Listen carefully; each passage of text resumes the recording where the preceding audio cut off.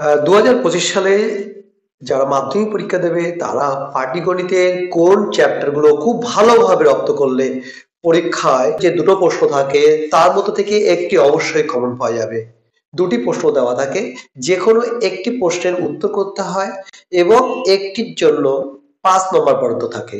আজকের আমি আলোচনা করব কোন অধ্যায়গুলো করলে তোমরা অবশ্যই কমন পাবে।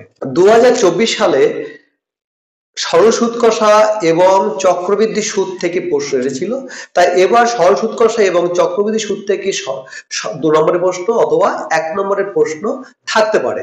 সমাহার বৃদ্ধি বা হ্রাস, সমাহার বৃদ্ধি বা হ্রাস থেকে একটা প্রশ্ন থাকবে, আর অংশীদারি কারবার থেকে একটি প্রশ্ন থাকবে, এই প্রশ্নের মান থাকবে 5 নম্বর। এখন কোন অঙ্কগুলো করলে তোমরা অবশ্যই কমন পাবে, যেটা আমি বলছি যে সমাহার বৃদ্ধি বা হ্রাস এই চ্যাপ্টার থেকে প্রত্যেকটা অঙ্ক সমাধান করার চেষ্টা করবে, কেননা একটা ফর্মুলা দিয়ে অঙ্ক করতে হয় এবং এখানে যে ফর্মুলা ইউজ করতে হয় সেটা সবারই জানা থাকে।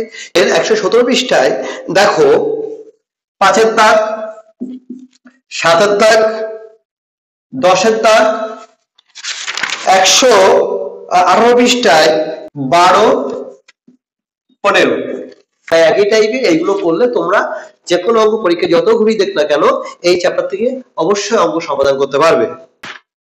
198 পৃষ্ঠায় অংশীদারি কারবারের প্রত্যেকটা অঙ্ক দেখে যাওয়ার চেষ্টা করবে। এখানে প্রয়োগের যে অঙ্কগুলো আছে অবশ্যই তোমরা দেখে যাবে। এই চ্যাপ্টার থেকে কিন্তু 2024 সালে কোনো বড় প্রশ্ন আসেনি, এবার কিন্তু তোমাদের যে কোনো একটা প্রশ্ন থাকবে এবং তোমাদের অবশ্যই সে সব প্রত্যেকটা অঙ্ক যদি ধরে করে অবশ্যই কমন পাবে। এবং 202 পৃষ্ঠায় এবং 203 পৃষ্ঠায় অনেক অঙ্ক তোমাদের কোর্সে দেওয়া হয়েছে, এখানে তোমরা যে অঙ্কগুলো ইম্পর্টেন্ট অঙ্কগুলো করবে সেগুলো দেখে নাও। 203